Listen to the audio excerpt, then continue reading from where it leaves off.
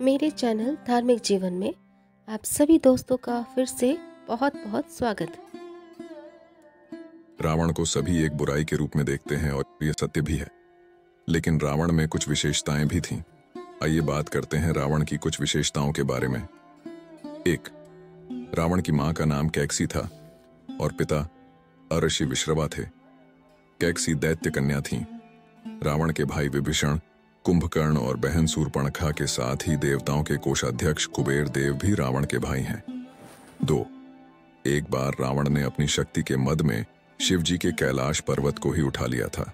उस समय भोलेनाथ ने मात्र अपने पैर के अंगूठे से ही कैलाश पर्वत का भार बढ़ा दिया और रावण उसे अधिक समय तक उठा नहीं सका।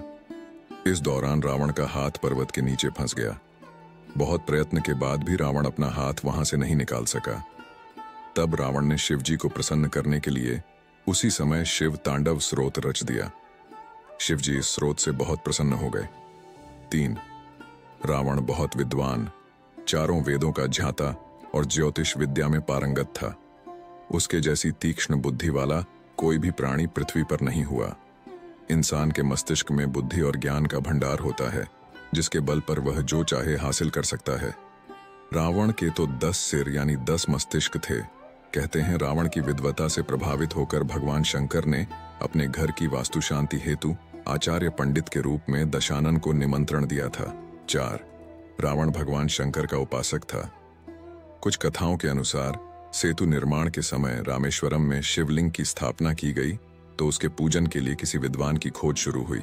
उस वक्त सबसे योग्य विद्वान रावण ही था, इसलिए उससे शिवलिंग पूजन का आग्रह किया गया और शिव भक्त रावण ने शत्रुओं के आमंत्रण को स्वीकारा था। 5. रावण महातपस्वी था।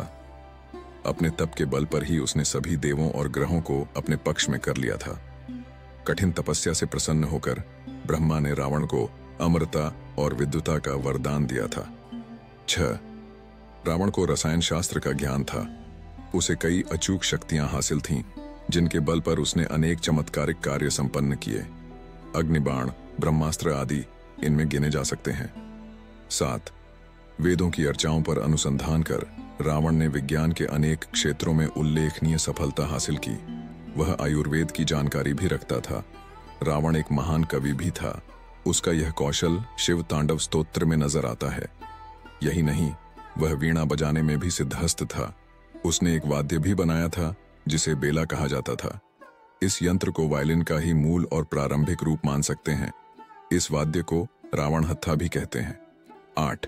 रावण जब किसी भी कार्य को हाथ में लेता तो उसे पूरी निष्पक्षता और कर्तव्य भाव से पूर्ण करता। शिव के प्रति भक्ति की अनन्य लगनशीलता के कारण तांडव स्तोत्र की रचना की थी। इसी के बल पर रावण ने शिव को प्रसन्न कर वरदान पा लिया। अपनी सच्ची लगनशीलता के कारण दिव्य अस्त्र शस्त्र मंत्र तंत्र की सिद्धियां प्राप्त कर रावण विश्वविख्यात बना। 9. रावण निर्भीक था। वह किसी भी व्यक्ति के सामने अपना पक्षपूर्ण तर्क और दमखम के साथ रखता था। युद्ध के मैदान में राम, लक्ष्मण, हनुमान जैसे योद्धाओं को सामने देख वह तनिक भी विचलित नहीं हुआ। स्वयं राम ने रावण की बुद्धि और बल की प्रशंसा की। इसलिए जब रावण मृत्युशैया पर था तब राम ने लक्ष्मण को रावण से सीख लेने के लिए कहा। 10. रामायण में लिखा है, हनुमान जी ने रावण के वैभव को देखते हुए कहा था कि अहो रूप महो धैर्य महोत्सव महोद्युति, अहो राक्षस राजस्य सर्व लक्षण युक्तता। इस श्लोक का अर्थ यह है कि रावण रूप, रंग, सौंदर्य, धैर्य, कांति तथा सर्व लक्षणों से युक्त है। यदि रावण में अधर्म अधिक बलवान न होता तो यह देवलोक का भी स्वामी बन सकता था।